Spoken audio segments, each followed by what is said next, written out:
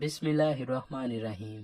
اللہ پاک سورہ سواد کی آیت نمبر 75 میں فرماتا ہے، اے ابلیس، تجھے کس چیز نے روکا کہ تو اس کے لیے سجدہ کرے جسے میں نے اپنے دونوں ہاتھوں سے بنایا؟ کیا تو بڑا بن گیا یا تھا ہی اونچے لوگوں میں سے؟ ناظرین گرامی، اس آیت کو پڑھ کر اکثر ہمارے ذہنوں میں یہ سوال پیدا ہوتا ہے کہ اللہ نے اگر حضرت آدم علیہ السلام کو اپنے ہاتھوں سے پیدا کیا ہے تو یقیناً اور بھی کسی کو پیدا کیا ہوگا، یا اور بھی کوئی چیزیں ہوں گی جنہیں اللہ نے خود اپنے ہاتھوں سے پیدا فرمایا ہوگا۔ جی ہاں، کائنات میں حضرت آدم کے علاوہ 3 اور بھی تخلیقات ہیں جنہیں اللہ پاک نے اپنے ہاتھوں سے پیدا فرمایا۔ بے شک اللہ پاک جسم و اعضاء سے مبرہ ہے، یعنی اس کے آنکھ، ناک، کان ہمارے آنکھ، ناک، کان کی طرح نہیں ہے۔ سننا، دیکھنا اس کی ذاتی صفت ہے، جس کے لیے نہ کسی عضو کی ضرورت ہے اور نہ ہی کسی قابل سماعت یا قابل رویت چیز کا ہونا ضروری ہے۔ قرآن کریم میں اللہ تعالیٰ کے لیے بہت سی صفات ذاتیہ اور فعلیہ وارد ہوئی ہیں۔ ان میں سے بعض صفات متشابہت کہلاتی ہیں، یعنی ان کی کنایہ اور حقیقت کا ادراک انسانی عقل سے بالا تر ہے۔ مثلا لفظ ید، ہاتھ، مفسرین، محدثین اور ائمہ کرام کہتے ہیں کہ یہ صفات چونکہ صراحتاً قرآن و حدیث میں وارد ہیں، اس لیے بلا شبہ یہ صفات اللہ تعالیٰ کے لیے ثابت ہیں، لیکن کما یلیق بشانہ مخلوقات کی صفت کی طرح نہیں ہیں، اور نہ ہی کسی کو اس کی حقیقت کا پتہ ہے۔ اللہ پاک کی ذات کی ان صفات کا مخلوقات کی صفات سے مشابہت کرنا یا سوچنا بالکل جائز نہیں ہے۔ پس نصوص میں وارد صفات اللہ تعالیٰ کے لیے بلا کیفیت ثابت ہیں۔ ناظرین گرامی، انسانوں میں حضرت آدم علیہ السلام کو 4 بہت عظیم شرف حاصل ہوئے ہیں۔ پہلا تو یہ کہ حضرت آدم کو اللہ پاک نے خود اپنے ہاتھ سے پیدا فرمایا، دوسرا یہ کہ پھر ان میں اپنی روح پھونکی،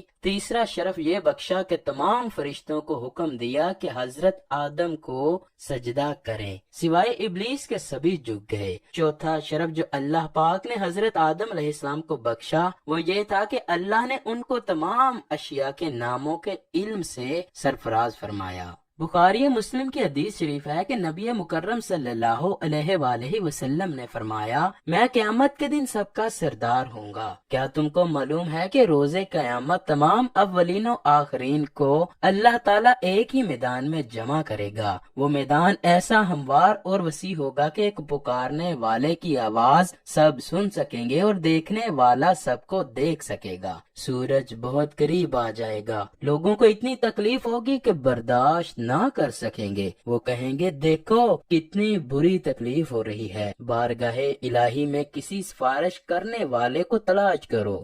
تو بعض کی رائے ہوگی کہ اپنے والد حضرت آدم علیہ السلام کے پاس چلیں، لہٰذا سب ان کے پاس جائیں گے اور کہیں گے، آپ ابو البشر ہیں، اللہ تعالیٰ نے آپ کو اپنے ہاتھ سے بنایا ہے اور اپنی طرف سے روح آپ میں پھونکی ہے اور فرشتوں سے آپ کو سجدہ کرایا، آپ کو جنت میں جگہ دی ہے، آپ ہماری سفارش فرما دیجئے، ہم کتنی تکلیف میں مبتلا ہیں۔ اس پر آدم علیہ السلام جواب دیں گے کہ آج میرا رب بہت غصے میں ہے، اس نے مجھے ایک درخت کے قریب جانے سے روکا تھا تو میں اس سے شرمندہ ہوں، اور وہ نفسی نفسی کہیں گے اور فرمائیں گے کہ تم سب نوح کے پاس چلے جاؤ۔ ناظرین گرامی، یہ حدیث کافی لمبی ہے، لیکن یہاں اتنا ہی بیان کرنا مقصود تھا کہ حضور اکرم صلی اللہ علیہ وآلہ وسلم نے کس طرح حضرت آدم کی تخلیق کا ذکر کیا۔ امام دارمی رحمۃ اللہ علیہ کہتے ہیں کہ اللہ تعالیٰ نے آدم علیہ السلام کو حقیقی معنوں میں ہاتھوں سے پیدا کیا، آپ کے علاوہ کسی ذی روح کو اپنے دونوں ہاتھوں سے پیدا نہیں کیا۔